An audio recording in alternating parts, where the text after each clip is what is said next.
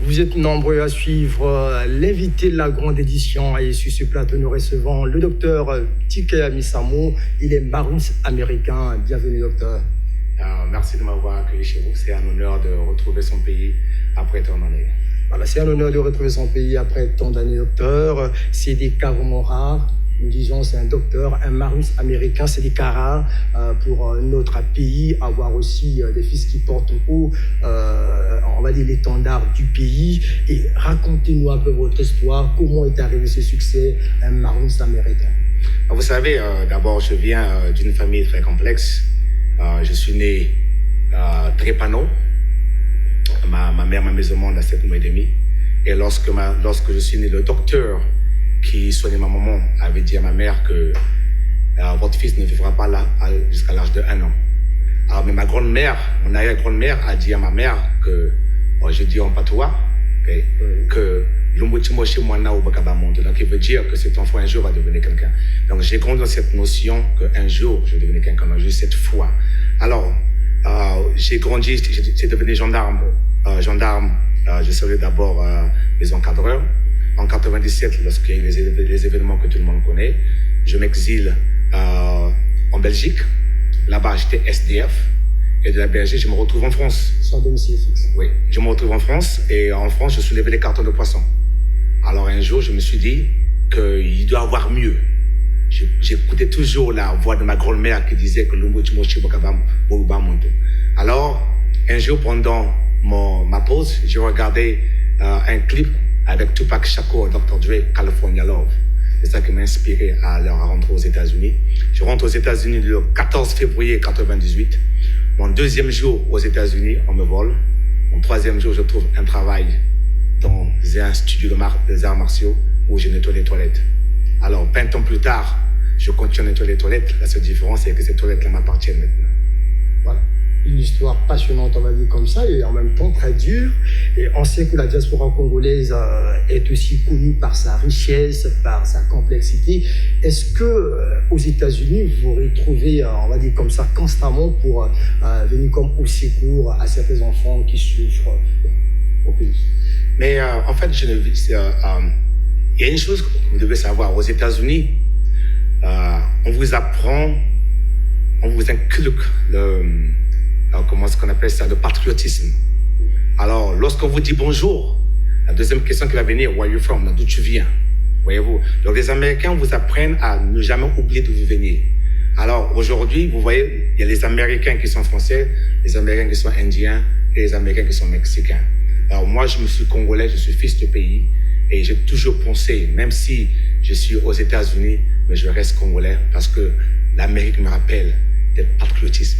Ce que vous avez dit, qu'il y a toujours ce genre de retrouvailles qui vous donne ici, qui vous donne l'opportunité et l'occasion de vous rendre au pays et à apporter votre savoir-faire. Oui, vous savez, les États-Unis, je vis le rêve américain. Mais le rêve américain existe aussi parce qu'il y a le rêve congolais. Alors j'ai toujours rêvé grand, j'ai toujours osé, j'ai toujours risqué. Aujourd'hui, c'est cette foi, c'est ce savoir-faire que je voudrais faire et inspirer la jeunesse congolaise à rêver grand, à oser et à risquer. Ça fait partie de l'entrepreneuriat. Vous séjournez à Brazzaville depuis quelques jours. Quelles sont vos impressions? Parce que vous avez dit tout à l'heure qu'en Amérique, on vous inculque la notion sur laquelle vous d'où vous venez. Alors, quelle impression déjà que je suis d'abord heureux de retrouver les miens. Et même si le saka n'était pas trop bon dans mon estomac, mais j'ai beaucoup, c'est agréable de retrouver les siens. Bon, vous savez, il y a le Congo des réseaux sociaux et le Congo de la réalité. Et moi-même, j'étais victime des Congo des réseaux sociaux. Et lorsque je suis venu, j'ai voyagé du nord au sud, j'ai parlé aux gens et je vois qu'ils ont cette gaieté, ils ont cette soif, ils ont cette envie de vouloir faire et d'aller d'entreprendre. Il leur faut tout simplement qu'on leur donne de l'espoir, des références sur lesquelles ils peuvent s'appuyer. On sait que vous êtes à Brazzaville, notamment pour la réalisation d'un film. Parlez-nous d'abord de ce projet. Bon, le film, ça fait partie de l'adaptation de mon livre, In a Shadow of Freedom. qui veut dire sous l'ombre de la liberté.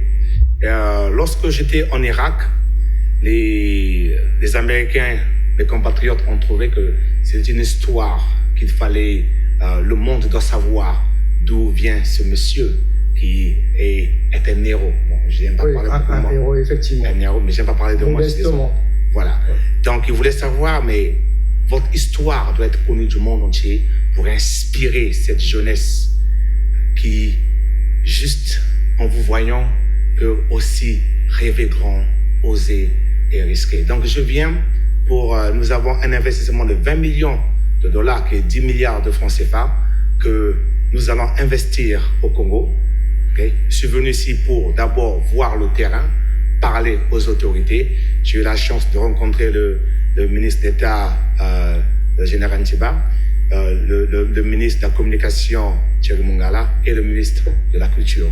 Ils m'ont accueilli chaleureusement et nous avons pu échanger et tout le monde est content et motivé pour que ce film-là se passe au Congo. Et en espérant avoir ce film ici, ça va ouvrir les portes du Congo vers la cinématographie.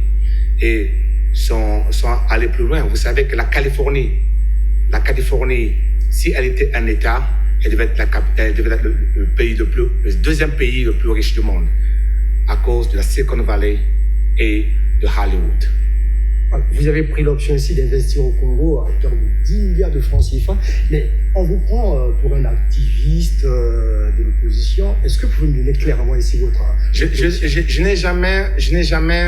n'appartiens pas à un parti politique. Je suis un homme qui a ses propres convictions. Je suis un homme qui voit, comme dit Abraham Lincoln, qu'on construit un pays dont le futur n'est pas dans le passé. Et moi, je suis beaucoup plus dans le futur. Et voilà pourquoi c'est important que j'investisse dans mon pays, aider cette jeunesse-là à retrouver la foi et à développer, participer, apporter ma pierre à l'édifice. Que cette jeunesse-là sache aussi qu'eux aussi peuvent devenir quelqu'un. Vous avez dû le constater, c'est la dernière question de l'invité, bien entendu. Vous avez dû constater que le cinéma en salle est presque mort au Congo et c'est maintenant que quelques opérateurs essaient un peu de sortir un peu de ces ruines. Quelle pourrait être la contribution du docteur Tikaya Misambo? Bon, je vais vous parler de... Lorsque je suis assis dans mon bureau à Los Angeles, je vois une fuite de cerveau africain vers l'Europe. Je vois, pas une fuite, je vois des Européens aller vers l'Afrique. Quelque part, je me dis que c'est à l'Africain de construire l'Afrique.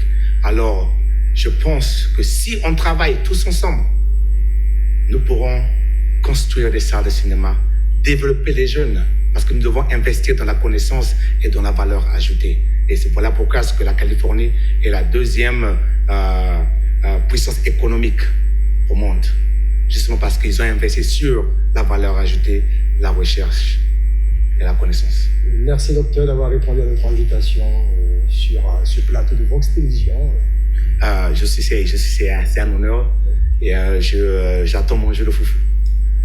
À nos chers téléspectateurs, la nuit se poursuit. Bonne suite de programme sur Vox Télévision.